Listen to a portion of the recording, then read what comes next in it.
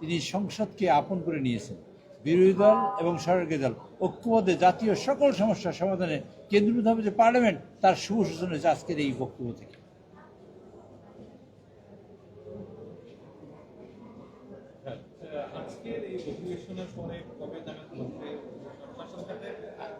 আইন অনুযায়ী এই অধিবেশনের পরে যা বসার কথা সেটা হলো আমাদের সাধারণত 20 তারিখ থেকে 25 তারিখের মধ্যে সংসদ ডাকা হয় মে মাসের, কিন্তু এই ক্ষেত্রে সম্ভব হবে না বিকজ বকরা ঈদের কারণে। সেই জন্য আমরা 1 তারিখেই পার্লামেন্ট ডাকবো, আমি ধারণা করি, এটা আমার ধারণার কথা বলছি। তো হয়তো বা 1 তারিখেই পার্লামেন্ট সামন করবে এবং আমি ধারণা করি 4 তারিখে হয়তো বাজেট দেওয়া হবে। আমরা অতীতের পার্লামেন্টগুলোতে সরকার এবং বিরোধী দলের মধ্যে নানা ধরনের তিক্ততা সম্পর্ক দেখেছি।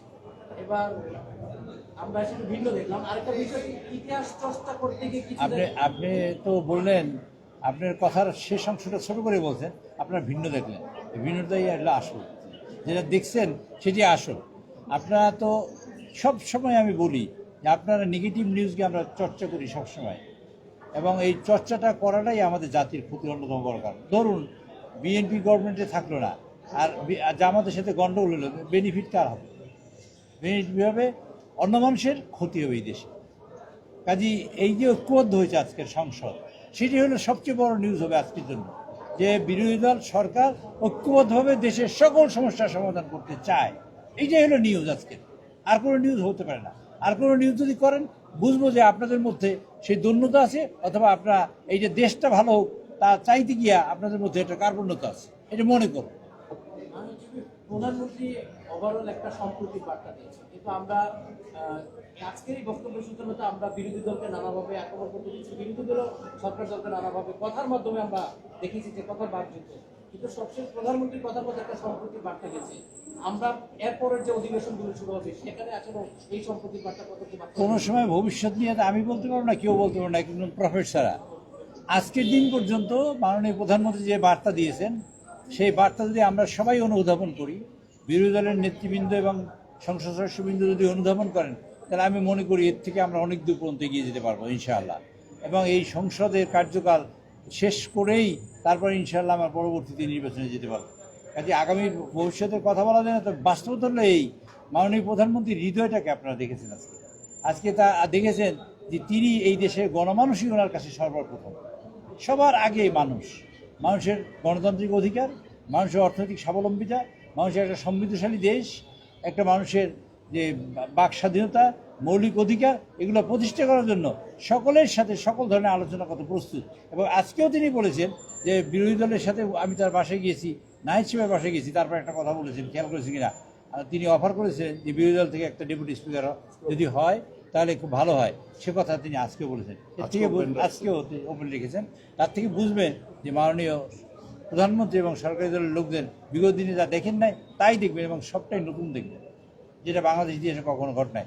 এরপর যদি বাংলাদেশ পিছিয়ে যায় তাহলে বুঝতে হবে যে এই দেশে মানুষ বা এই দেশের যারা এই দুর্বিসন্ধি করবে তারা দুর্বিসন্ধিটাই জিতে যাবে। তা আমি মনে করি না কোনো কারণে দুর্বিসন্ধি জেতার কোনো সুযোগ আছে।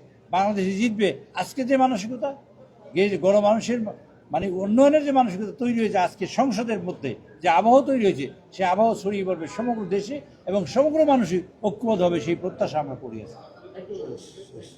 আচ্ছা, আরেকটা প্রশ্ন আপনারা করতে পারতেন, সেটা আপনারা করেন নাই, করা উচিত যেটা, সেটা আজকের এই সংসদ অধিবেশনে আমরা 12 তারিখে বসেছি, আজকে শেষ হয়েছে। আজকে 1 মাস 18 দিন ধরে আমরা সংসদ করেছি, তার মধ্যে একটা বন্ধ গেছে, এবং আমরা 133টা অধ্যাদেশ শুরু করেছি। এটা ফিগার আপনার মনে রাখবেন, 133টা অধ্যাদেশ। তার মধ্যে আজকের 2টা বিল সহ মোট 94টা বিল আমাদের পাশ হয়েছে। মাননীয় প্রধানমন্ত্রী তিনি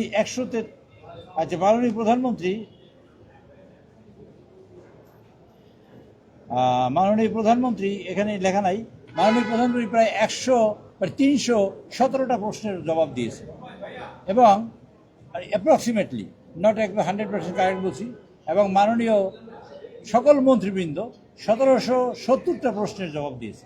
সরকার যে অ্যাকাউন্টেবল মানুষের কাছে, সেটা করার চেষ্টা করছে। আমরা এবার মুলতবি প্রস্তাব হয়েছে এই সংসদে 2টা, প্রথম সংসদে। এবং একটা ইম্পর্টেন্ট বিষয় নিয়ে আমরা ঐক্যবদ্ধ হয়েছি, সেটা হলো 3টা বিষয় নিয়ে। 1 নম্বর বিষয় হলো আমাদের তেল গ্যাসে যে উদ্ভূত পরিস্থিতি হয়েছে সেই পরিস্থিতি মোকাবেলার জন্য।